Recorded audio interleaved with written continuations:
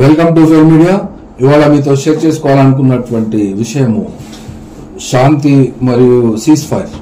దీనిపై జరుగుతున్నటువంటి ఇంటర్నేషనల్ లెవెల్లో మరియు భారతదేశంలో ఉన్నటువంటి వివిధ రాజకీయ పార్టీలు మరియు ముఖ్యంగా భారత ప్రభుత్వం తమ యొక్క నిరసనను మరియు నిర్ద్వందంగా మీడియేషన్ చేయడానికి మరియు ఈ యొక్క శాంతి అనగా ఈ సీజ్ ఫైర్ ద్వారా శాంతిని స్థాపించాలి అనే విషయాన్ని పక్కన పెట్టి తమ పద్ధతిలో ఒక్కొక్కరైతే తమ విజయము సాధించాము అని ఇటు వైపున ఇండియా మరియు మోడీ కంప్లీట్ గా పాకిస్తాన్ ధ్వంసం అయిపోయింది, భారతదేశానికి విజయం సిద్ధించింది, మనము విజయం సాధించాము, మనతో పోటీ పడడంలో ఎక్కడ కూడా పాకిస్తాన్ కనబడలేదు, కాబట్టి మనము విజయము సాధించాము అని ఒకవైపున భారత ప్రధాని నరేంద్ర మోదీ ప్రకటించిన నేపథ్యంలో అటు షహబాజ్ షరీఫ్ కూడా ఇదే రకమైనటువంటి తమ వాయిస్ ను వినిపించడం జరిగింది. అనగా భారతదేశానికి వ్యతిరేకంగా పాకిస్తాన్ ధీటైన జవాబు చెప్పినది మరియు తమ భౌగోళిక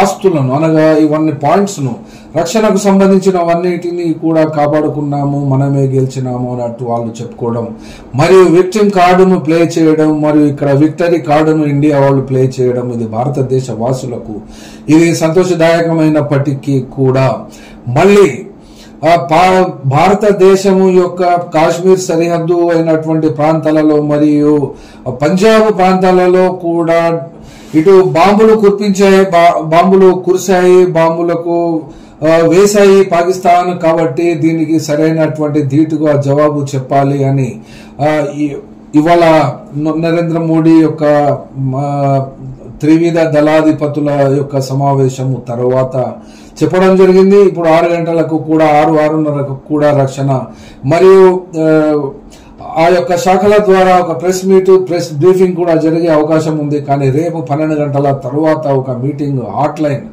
ద్వారా ఇది డీజీ వాళ్ళ లెవెల్లో డైరెక్టర్ ఆఫ్ మిలిటరీ ఆర్గనైజేషన్స్ తరఫున ఇది ఒక భారతదేశం మరియు పాకిస్తాన్ ల మధ్య రేపు చర్చలు జరిగే అవకాశం ఉన్నటువంటి నేపథ్యంలో కాంగ్రెస్ పార్టీ కూడా అదే స్థాయిలో విరుచుకుపడింది మరియు ఇందుకు తరఫున ఎంపీ మనీష్ తివారీ కూడా తాము ఏ రకమైనటువంటి 1000 సంవత్సరాల సమస్య కాదు కదా, ఇది బిబ్లికల్ సమస్య కాదు, కాశ్మీర్ సమస్య ఇది 78 సంవత్సరాల సమస్య మాత్రమే కదా అంటే మరి ఎన్ని సంవత్సరాలు ఏమి చేసినట్టు ఇంకెన్ని వేల సంవత్సరాలు ఎదురు చూస్తారో చూసుకోవచ్చు, వాళ్ళ ఇష్టమే, వాళ్ళ రాజకీయ పార్టీ వాళ్ళ విధానమే, కానీ ఎవరికి ఏమిటి సంబంధం అనే పాయింట్ అయితే మాట్లాడుకోవచ్చు. కానీ అట్లే సచిన్ పైలట్ కూడా తమ యొక్క తీవ్రమైనటువంటి స్థాయిలో చెప్తున్నారు. ఎందుకంటే ఈ యొక్క విదేశీ జోక్యము అనగా భారత పాకిస్తాన్ ద్వైపాక్షిక సంబంధాల విషయములో ఈ 2 దేశాలు తమకు సంబంధించినటువంటి సమస్య అనగా ఈ యొక్క వివాదాన్ని 2 దేశాలు మాత్రమే కూర్చొని పరిష్కరించుకోవాలి మరియు ఎల్ఓసి లైన్ ఆఫ్ కంట్రోల్ ను గౌరవించుకోవాలి, అందులోపట ఇలాంటి కూడా వైలేషన్స్ జరగడానికి వీల్లేదు మరియు దౌత్య సంబంధాలు ఒకవేళ చెడిపోయినట్లయితే దౌత్య సంబంధాలను కూడా పునరుద్ధరించుకోవాలి అని సిమ్లా ఒప్పందంలో చేసుకున్నటువంటి ప్రకారంగా ఇప్పుడు ఇక్కడ చర్చ వస్తున్నది. కానీ ఇంతకంటే ముందు 1971లో జరిగినటువంటి ఈ యొక్క సిమ్లా ఒప్పందము కంటే ముందు కాశ్మీర్ అసలు సమస్య ఏమిటి, అసలు ఈ కాశ్మీర్ సమస్య ఎందుకు వచ్చింది, ఏ రకమైన కారణాల ద్వారా ఇది సంక్రమించింది భారతదేశానికి 47 నుండి ఇప్పటి వరకు కూడా ఎక్కడ కూడా ఈ యొక్క పక్క దేశం ఉన్నటువంటి ఒకేసారి ఒకే రోజు తేడాతో ఈ 2 దేశాలకు బ్రిటిష్ పాలకుల నుండి స్వాతంత్రం లభించిన తరువాత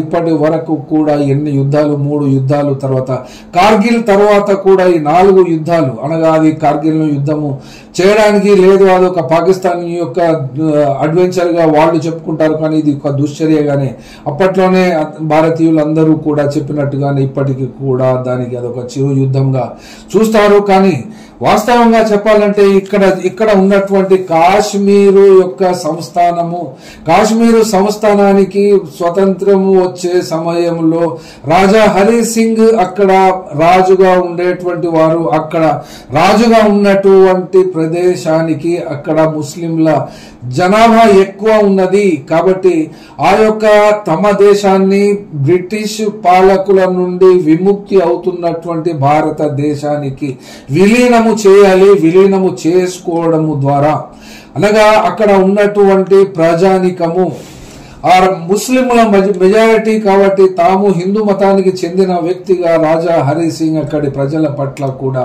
సరైనటువంటి దృక్పథాన్ని కలిగి అక్కడి ప్రజల యొక్క బాగోగులే తమ యొక్క ఉద్దేశముగా తాను వెనక ముందు బాగా ఆలోచించియే అప్పుడు ఉన్నటువంటి బ్రిటిష్ నుండి స్వాతంత్రం పొందుతున్నటువంటి భారతదేశానికి గవర్నర్ జనరల్ గా లాస్ట్ ఉన్నటువంటి లార్డ్ మౌంట్ బాటన్ మధ్య మరియు అప్పటి ఉన్నటువంటి జవహర్లాల్ నెహ్రూ, లార్డ్ మౌంట్ బాటన్ మరియు ఈ రాజా హరి సింగ్ ల మధ్య జరిగినటువంటి ఒప్పందం ప్రకారంగా ఆ ఇన్స్ట్రుమెంట్ ఆఫ్ యాక్సెషన్ అంటారు. ఈ ఇన్స్ట్రుమెంట్ ఆఫ్ యాక్సెషన్ ను కాశ్మీర్ సంస్థాన విలీన పత్రం అంటారు. మీరు ఇక్కడ విలీన పత్రంలో చెప్పబడినటువంటి అంశాలను కూడా ఇక్కడ చూడవచ్చును.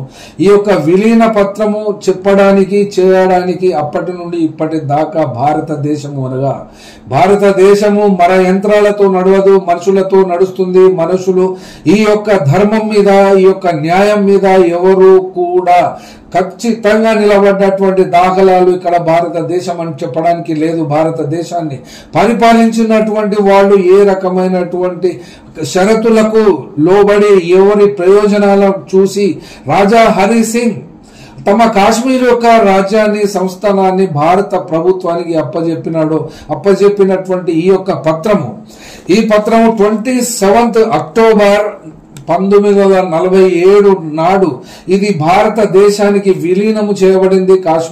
కాశ్మీర్ దేశం అప్పటి వరకు కూడా అది ఒక సంస్థానమే, అంటే భారతదేశంలో అది భాగం కాదు, అంతర్భాగం అయితే అస్సలే కాదు. అది కూడా స్వతంత్ర ప్రతిపత్తి కలిగినటువంటి సంస్థానంలో ఉన్నటువంటి రాజ్యమే, అనగా అది కూడా ఒక దేశమే. ఎలాగైతే భారతదేశంలో 545 స్వతంత్ర సంస్థానాలు ఉండెనో అలాగానే మన తెలంగాణలో నిజాం నవాబు హైదరాబాద్ కింద కూడా అలాంటి సంస్థానమే ఉండెను. అలాంటి సంస్థానాన్ని ఆ రోజున ఎలాగైతే తన యొక్క పత్రము ద్వారా విలీన పత్రము ఇక్కడ మీరు చూడవచ్చును, విలీన పత్రము ద్వారా చెప్పబడినటువంటి అంశాలను అప్పుడున్నటువంటి జవహర్లాల్ నెహ్రూ ప్రధానమంత్రిగా ఉన్న తరువాత వచ్చినటువంటి వాళ్ళు భారతదేశానికి మరియు పాకిస్తాన్కు జరిగినటువంటి యుద్ధాల తరువాత ముఖ్యంగా ఇప్పటి వరకు జరిగిన 4 యుద్ధాలే చెప్పుకున్నప్పటికీ కూడా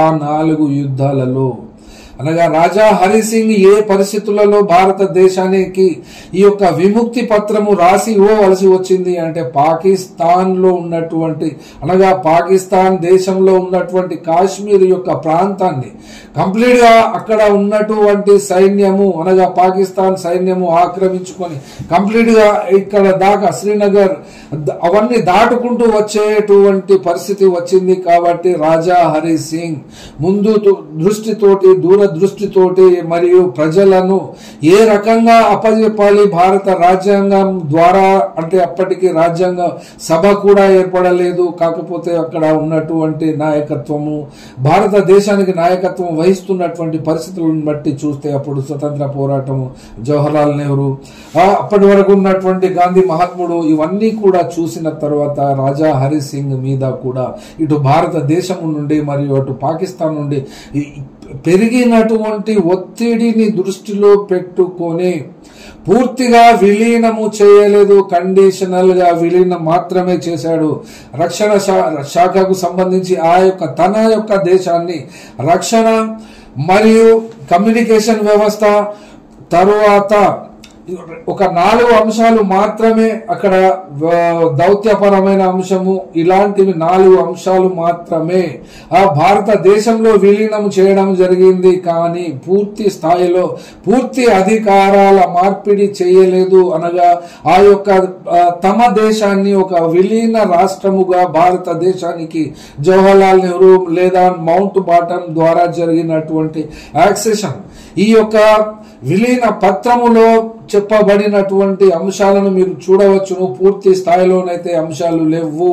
అప్పుడైతే రాజా హరి సింగే ఉన్నాడు కాబట్టి, ఆ యొక్క హిందూ రాజువే పరిపాలన చేసినాడు కాబట్టి, అక్కడ ఉన్నటువంటి ముస్లిం రాజులే ముస్లిం ప్రజలే వాళ్ళను ప్రభువుగా రాజులుగా అప్పుడు గుర్తించి ఆ యొక్క రాజా హరి సింగ్ యొక్క డోగ్రా ఫ్యామిలీ 100 సంవత్సరాలు పరిపాలించినటువంటి వాళ్ళ సంస్థానంలో, వాళ్ళ ఆధీనంలో, వాళ్ళ దేశంలో ఉన్నటువంటి మరి ఆ ముస్లింలు కూడా ఆ రాజా హరి సింగ్ పట్ల ప్రత్యేకమైనటువంటి గౌరవాన్ని కలిగి ఉండడం మూలన అక్కడ పెరుగుతున్నటువంటి పాకిస్తాన్ యొక్క దురాక్రమణకు సంబంధించి కూడా సైన్యము ఆవరిస్తుందో ఏమో అని ఒకవైపున ఉంటే, మరొక వైపున భారతదేశములో ఖచ్చితంగా విలీనము చేయాలి, దేశంలో ఉన్నటువంటి వివిధ సంస్థానాలు, వివిధ దేశాలు అవన్నీ కూడా భారతదేశంలో ఒక భాగంగా ఏర్పడాలని చెప్పి చేస్తున్న ఒత్తిడికి ఆ యొక్క లార్డ్ మౌంట్ బాటన్ భారతదేశానికి స్వతంత్రం యొక్క ప్రకటన చేసిన తర్వాత, అనగా బ్రిటిష్ రాజరిక వ్యవస్థలో బ్రిటిష్ పరిపాలన ద్వారా ఇక్కడ భారతదేశానికి ఇస్తున్నటువంటి స్వాతంత్ర్యం యొక్క డిక్లరేషన్ 1947, అందులో కూడా చెప్పబడినటువంటి అంశాలను కూడా తరువాతి కాలంలో అనగా స్వయంగా ఇక్కడ రాజా హరి సింగ్ పేరు చెప్పుకోవాల్సి వస్తే దాన్ని పాటించడంలో, రాజా హరి సింగ్ యొక్క వీలునామాను పాటించడంలో లేదా విలీన పత్రములో తరువాత కాలంలో శ్రీమతి ఇందిరాగాంధీ భారత ప్రధాని దాన్ని కూడా పట్టించుకున్న పాపన పోలేదు. అనగా ఇక్కడ రాజకీయము అనేది ఎక్కడి నుండి మొదలవుతున్నది? మాటకు కట్టుబడి ఉండకుండా ఉండడం నుండి మొదలవుతుంది. ఇక్కడ దేశాన్ని పరిపాలించేటువంటి వాళ్ళు పాతకాలంలో, పూర్వకాలంలో చెప్పబడినటువంటి రాజుయే అధిపతి, దేవుడే రాజు, రాజుయే దేవుడు అనబడేటువంటి చరిత్ర భారతదేశానికి లేదు.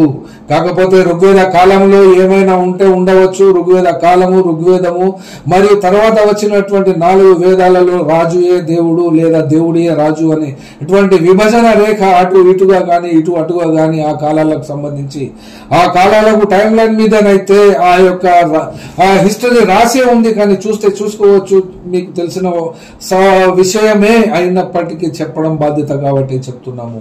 ఇందిరాగాంధీ కూడా తన యొక్క తండ్రి జవహర్లాల్ నెహ్రూ యొక్క ఆశయాలను కానీ ఆదేశాలను కానీ భారతదేశానికి రాసినటువంటి చట్టాన్ని కూడా ఈ యొక్క సిమ్లా ఒప్పందం చేసే సమయంలో పాటించలేదు. అప్పటికి జుల్ఫికార్ అలీ భుట్టో ఈ యొక్క ఒప్పందాన్ని, సిమ్లా ఒప్పందాన్ని తయారు చేస్తున్న క్రమం అది. తర్వాత అక్కడ జరిగినటువంటి యుద్ధము, బంగ్లాదేశ్ యుద్ధానంతరము జరిగినటువంటి ఒప్పందములో ద్వైపాక్షిక సంబంధాలు ఇప్పటికే ఇప్పుడు ట్రంప్ చెప్తున్నట్టు ఈ యొక్క కాశ్మీర్ సమస్య పరిష్కారానికి నేను ముందుంటాను, నేను చేస్తాను అని మొదటి దఫా అమెరికా రాష్ట్రానికి అధ్యక్షుడైనప్పుడు, ఇక్కడ స్టేట్ అనే వర్షన్లో రాష్ట్రం అనుకుంటారు, కానీ దేశం అనే అర్థం కూడా వస్తుంది. కాబట్టి స్టేట్ అమెరికాకు అధ్యక్షుడైనప్పుడు మొదటి దఫాలో చెప్తే అప్పుడున్నటువంటి నరేంద్ర మోడీ ప్రభుత్వము దాన్ని తిరస్కరించినది. ఇప్పుడు కూడా అఫ్ కోర్స్ నరేంద్ర మోడీ ప్రభుత్వమే ఉన్నది కాబట్టి తిరస్కరించడం జరగవచ్చు. కానీ ఈ యొక్క ట్రంప్ కూడా మొండి ఘటమే అని చెప్పడానికి కూడా కొన్ని ఆస్కారం, కొంత ఆధారాలు మనకు ఇక్కడ దొరికే అవకాశం ఉంటుంది.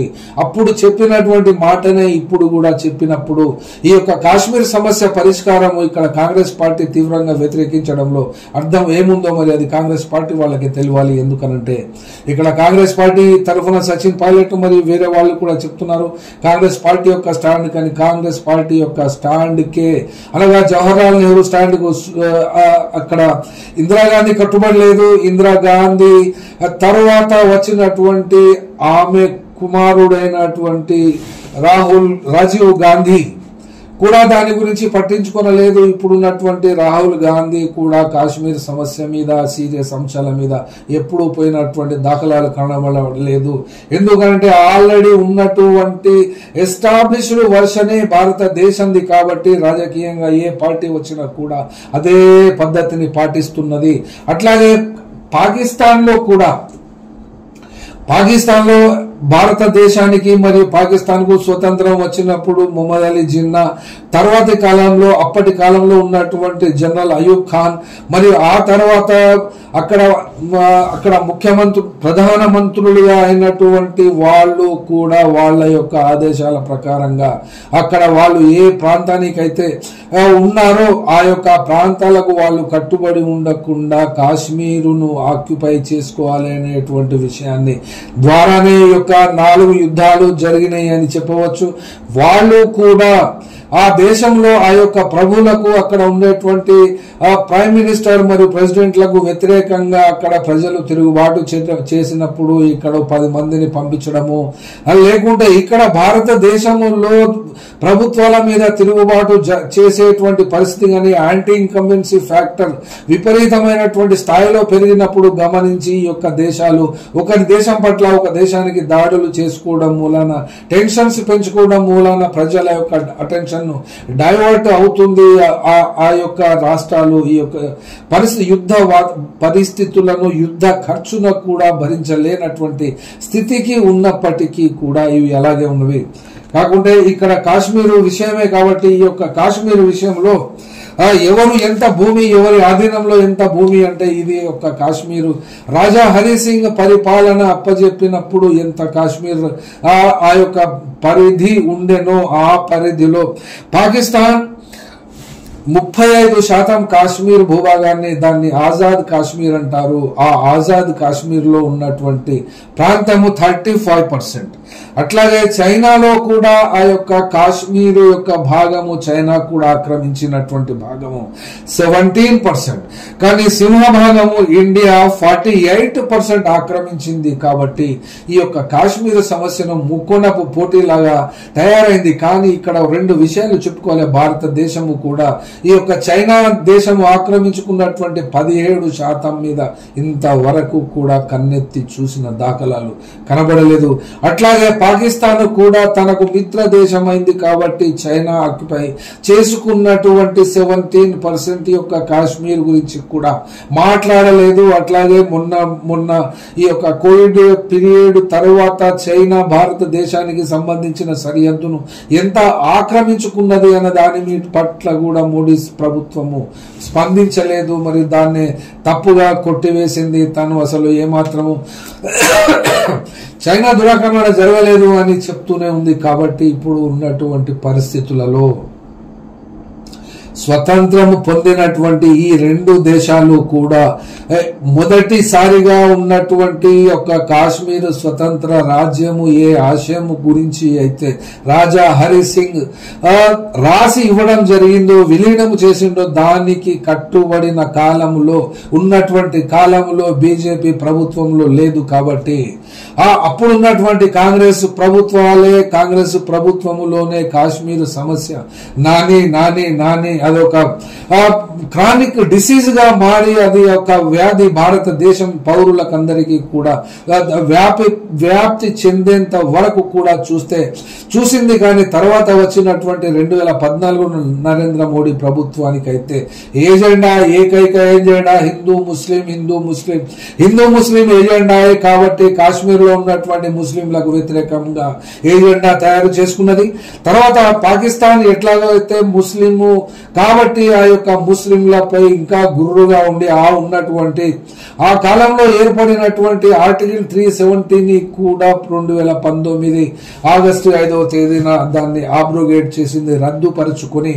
అనగా రాజా హరి సింగ్ అయితే మరి ఏనాడు కూడా బీజేపీ పార్టీ కానీ మోహన్ భాగవత్ RSS వాళ్ళు కానీ రాజా హరి సింగ్ మావాడే అని అతనిని మాత్రం ఎక్కడ ఓన్ చేసుకున్నట్టుగా కానీ అక్కడ విలీనము కాశ్మీర్ యొక్క రాష్ట్రాన్ని భారత యూనియన్ లో కలపడానికి ఇచ్చినటువంటి యాక్సెషన్ లో ఏమని చెప్పడం జరిగింది, ఎందుకు చెప్పడం జరిగింది అనబడేటువంటి విషయానికి కూడా అటు బీజేపీ కానీ ఇటు కాంగ్రెస్ పార్టీ కానీ ఇంతవరకు కూడా తమ యొక్క వాయిస్ ను తమ స్టాండ్ ను క్లియర్ గా చేసుకుని కాశ్మీర్ సమస్యను పరిష్కరించాలి అని ఈ 2 పార్టీల నాయకత్వంలో ఉన్నటువంటి భారతదేశము గత 78 సంవత్సరాలలో కూడా ఈ 2 పార్టీలు ఆధిపత్యంలోనే ఉన్నవి. కాకపోతే జనతా దళ్ అనే పేరుతో విపి సింగ్ కానీ చంద్రశేఖర్ కానీ ఆ తర్వాత వాజ్పేయి వచ్చినటువంటి గవర్నర్ గవర్నమెంట్ కానీ ఇవన్నీ కూడా ఎవ్వరూ దేనికి పట్టించుకోలేదు. ఐకే గుజరాల్ కానీ లేకుంటే విపి సింగ్ కానీ. ఎందుకనంటే మంచి వాళ్ళు ప్రభుత్వములో అధిపతులుగా ప్రధానమంత్రులుగా వచ్చినప్పుడు వాళ్లకు విజన్ క్లియర్ గా ఉన్నప్పటికీ కూడా మెజారిటీ రాని పరిస్థితులలో ఈ యొక్క సమస్య పరిష్కారము కాలేదు. కాబట్టి మెజారిటీ వచ్చింది బ్రూట్ మెజారిటీ. కాబట్టి ఈ బ్రూట్ మెజారిటీ వచ్చినటువంటి వాళ్ళు ఎప్పుడూ కూడా ప్రజల యొక్క ఆలోచనను అనగా అక్కడ ఉన్నటువంటి కాశ్మీర్ సమస్యను ఎందుకు పరిష్కరించాలి, పరిష్కరిస్తే వచ్చే ప్రయోజనం ఏమిటి, వచ్చేటువంటి నష్టము ఏమిటి అనబడేటువంటి కమ్యూనల్ ఏజెండానే కాంగ్రెస్ పార్టీ కూడా కాశ్మీర్ విషయంలో అవలంబించింది. కాబట్టి ఆ తర్వాత బీజేపీ అవలంబిస్తుంది. కాబట్టి ఒకరి కంటే ఒకరు పోటాపోటీగా ఈ యొక్క సమస్యను పెంచి పోషించారే తప్ప ఈ యొక్క సమస్యను పరిష్కరించినటువంటి దాఖలాలు కనబడలేదు. ఈ దాఖలాలు కనబడకుండా ఎన్నిసార్లు యుద్ధము చేసిందో ఒక్కసారి చూడవచ్చు. ఈ యొక్క మొట్టమొదటిసారిగా జరిగినటువంటి యుద్ధము జరిగినటువంటిది 441 రోజులు కొనసాగింది ఈ యొక్క యుద్ధము. తర్వాత రెండవ యుద్ధము 17 రోజులు మాత్రమే కొనసాగినది.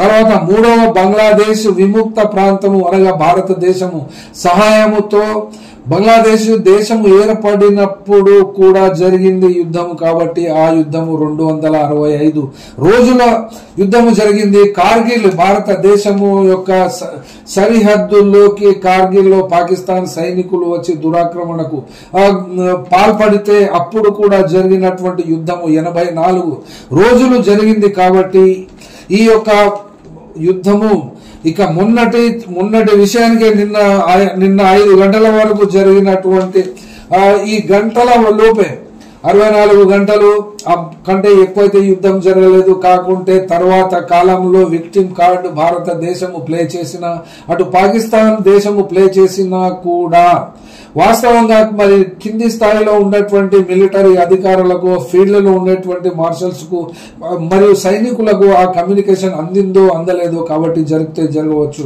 కానీ అఫీషియల్ గా మాత్రం ఇచ్చినటువంటి ప్రకటన సీజ్ ఫైర్. ఈ యొక్క సీజ్ ఫైర్ విషయము తర్వాత కాశ్మీర్ సమస్యను పరిష్కరిస్తానని ఇప్పుడు ఉన్నటువంటి ట్రంప్ చెప్తున్నాడే. కానీ ట్రంప్ కు ఉన్నటువంటి టైం ఎంత?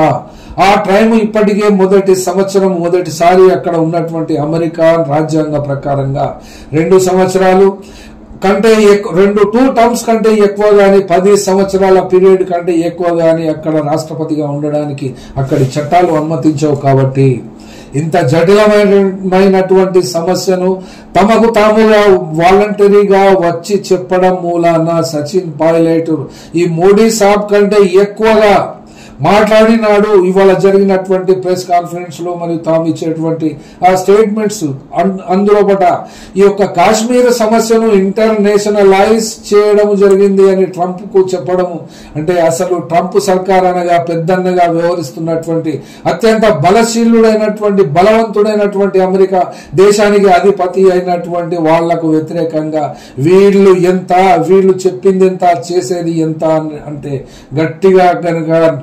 గట్టిగా చూస్తే తట్టుకోలేనటువంటి వీళ్ళు పారిపోతే రక్షణ కోరేటువంటి వాళ్ళు ఇక్కడ దేశాన్ని పరిపాలించడానికి కాశ్మీర్ సమస్యను పరిష్కరించుకోవడంలో కూడా వైఫల్యం చెందుతున్నప్పుడు భారతదేశం యొక్క సమస్య అనగా ఈ టెర్రరిజం సమస్య ఇప్పుడు 22 ఏప్రిల్ నాడు అక్కడ జరిగినటువంటి టూరిస్టుల మీద టెర్రరిస్టులు జరిపినటువంటి కాల్పులలో చనిపోయినటువంటి వాళ్ళు ఎక్కడికి వెళ్లారు, ఎక్కడ ఉన్నారు, అసలు వాళ్ళు ఎవరు, ఇక్కడి వాళ్ళేనా, హోమ్ గ్రోనా, ఇక్కడి వాళ్ళేనా, లేకుంటే మిలిటరీ వాళ్ళ, లేకుంటే మిలిటరీ యూనిఫామ్స్ లో వచ్చినారా అనేటువంటి ఎక్కడ కూడా ఇంతవరకు ఎన్ఐఏ వాళ్ళు కానీ అక్కడ ఉన్నటువంటి ఇంటెలిజెన్స్ కానీ ఇంతవరకు ఇవ్వలేదు. ఇదివరకటి పుల్వామాలో వచ్చినటువంటి 250 కిలోల ఆర్డీఎక్స్ యొక్క ఆచూకీ కూడా తెలియలేదు. కాబట్టి అక్కడ ఉన్నటువంటి లక్షల మంది బార్డర్ సెక్యూరిటీ ఫోర్స్ మరియు ఇతర ఫోర్స్ అంతా కూడా కాశ్మీర్ మరియు ఈ యొక్క 4 రాష్ట్రాల సరిహద్దుల్లో ఉన్నటువంటి కిలోమీటర్ల కొద్దీ అక్కడ వ్యాప్తి చెందినటువంటి ఏరియాల పరంగా చెప్పుకున్నా కూడా ఆ యొక్క భారతదేశానికి పాకిస్తాన్ కు ఉన్నటువంటి బార్డర్ 3310 కిలోమీటర్లు మాత్రమే.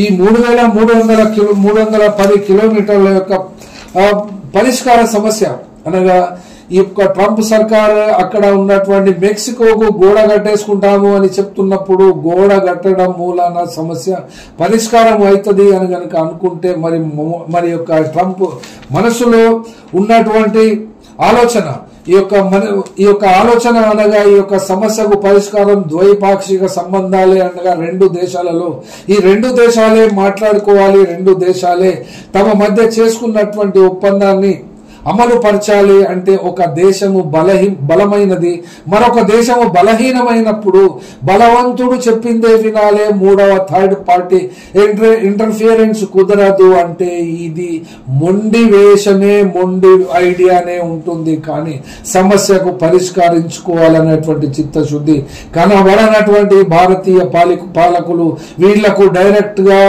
ఏ రకంగానూ కూడా వేరే పార్టీలు అధికారంలోకి వచ్చే అవకాశం లేదు. కాబట్టి 2024లో జరిగినటువంటి ఎన్నికలలో బీజేపీ పార్టీకి 240 స్థానాలు వచ్చినాయి. కాబట్టి ఇప్పుడు పాకిస్తాన్ తో జరిగినటువంటి యుద్ధకాండ ద్వారా తమకు కావలసినటువంటి పేరు ప్రఖ్యాతులు బీజేపీ పొందవచ్చును, ఆ సానుభూతి పొందవచ్చును, ఓట్లు పెంచుకోవచ్చును. వచ్చే సంవత్సరం జరగబోయేటువంటి రాష్ట్రాల ఎన్నికలలో కూడా ఓట్లు సంపాదించుకోవచ్చును. అట్లాగే అక్కడ పాకిస్తాన్ లో కూడా పెరుగుతున్నటువంటి నిత్యావసర ధరలు, ఇన్ఫ్లేషన్ మరియు అక్కడ అభద్రతా భావము, పరిపాలనలో అసమర్థత మరియు చుట్టుపక్కల ఉన్నటువంటి రాష్ట్రాల యొక్క స్వతంత్ర పోరాటాలు, బెలూచిస్తాన్ యొక్క తిరుగుబాటు మరియు పక్కన ఉన్నటువంటి మిలిటరైజేషన్ అయి ఉన్నటువంటి ఆఫ్ఘనిస్తాన్ నుండి కొంతమంది చైనాకు చుట్టుముట్టినప్పుడు ఈ యొక్క అత్యంత బలమైనటువంటి చైనా దేశము కూడా పాకిస్తాన్కు వెన్ను దన్నుగా నిలబడినా కూడా నిలదొక్కుకోలేని స్థితిలో ఉన్నప్పుడు మాత్రమే ఇటువంటి సమస్యలకు పరిష్కారము దొరుకుతుందని వాళ్ళు నమ్మలేనటువంటిదే. కాబట్టి ఈ యొక్క టెర్రరిస్టులు వాళ్ళు పంపడమా లేకుంటే ఇక్కడే పుట్టారా అనేబడేటువంటి సమస్యను ఇప్పటికీ కూడా అదే రకంగా అన్రిజాల్వబుల్ క్వశ్చన్ గా మిగిలిపోయింది. కానీ పాకిస్తాన్ టెర్రరిస్టుల విషయంలో కూడా మొన్న జరిగినటువంటి పహల్గాం బైసారంలో జరిగినటువంటి మేము చేయలేదు అని చెప్పినప్పటికీ భారతదేశం చేసినటువంటి దాడిలో అక్కడ జరిగినటువంటి చనిపోయినటువంటి టెర్రరిస్టు క్యాంపులు 3 జైషే మొహమ్మద్ కానీ, లష్కర్ తైబా కానీ ఇంకొక సంస్థలు ఎన్ని ఉన్నప్పటికీ వాళ్ళను చంపడము అయితే జరిగింది. కాబట్టి ఇక్కడికి అయిపోతుందా? మరి సీజ్ ఫైర్ వయలేషన్, ఈ కాల్పుల విరమణ ఒప్పందాన్ని ఉల్లంఘించినవని ఇప్పటికే ఇవాళ పొద్దుటి నుండి మీడియా మరియు పత్రికలు అయితే హెడ్ లైన్స్. ఎందుకంటే వాళ్ళు నడుపుకోవలసింది బతకవలసింది ఆ యొక్క టీఆర్పీల మీదనే దానికి జరిగినట్లుగా ఈ యొక్క మోడీ ప్రభుత్వానికి అనుకూలంగా బాకాలు అవి తయారైనాయి. కాబట్టి ఇప్పుడైతే ఈ యొక్క నిన్న జరిగినటువంటి కాల్పుల విరమణ ఒప్పందం మీద సంతకాలు చేసి వెంటనే రక్షణ శాఖ, విదేశాంగ శాఖ, ప్రధానమంత్రి ఆదేశాలు, మరియు పాకిస్తాన్ లో ఉన్నటువంటి ఆ విదేశాంగ శాఖ మరియు డిప్యూటీ ప్రైమ్ మినిస్టర్, అట్లాగే అక్కడ అమెరికా దేశంలో ఉన్నటువంటి ట్రంప్ తర్వాత వైస్ ప్రెసిడెంట్ ఆఫ్ అమెరికా కూడా ఈ యొక్క కాల్పుల విరమణ ఒప్పందము యొక్క ఒప్పించడంలో అనగా ఇటు భారతదేశం యొక్క ప్రధానమంత్రి నరేంద్ర మోడీని కానీ, అటు పాకిస్తాన్ లో ఉన్నటువంటి షహబాజ్ షరీఫ్ యొక్క ప్రభుత్వాన్ని గాని ఒప్పించడంలో ఏ పద్ధతులు అవలంబించారు, లేకుంటే ఇక్కడ ఒక విషయం చెప్పుకోవాలి, అమెరికా ఏ పని చేసినా తమ స్వీయ ప్రయోజనాలు లేకుండా ఎక్కడ చేసిన చరిత్ర కనబడదు. కాబట్టి అట్లాగే స్వీయ చరిత్రలో కూడా తన లాభముని ఎన్నుకులాడుకునేటువంటి ట్రంప్ మనస్తత్వంలో కూడా ఇంతటి పెద్ద సమస్యను నెత్తిన వేసుకుని అసలు ఈ సీజ్ ఫైరే కంప్లీట్ గా రేపటి వరకు అమలు అవుతుందా లేదా, ఇంకేమైనా పట్టణాల మీద డ్రోన్స్ దాడులు జరిగినవా, బాంబు షెల్లింగ్ జరిగినదా, కాశ్మీరు బార్డర్స్ షేర్ చేసుకున్నటువంటి ప్రాంతానికి అనబడేది ఇప్పటి వరకు కూడా రాలేదు. కాబట్టి ఎప్పుడైనా కూడా ఒక అఫీషియల్ డాక్యుమెంట్స్ మీద సంతకాలు చేసుకోవడం జరిగింది అంటే దానిపై కూడా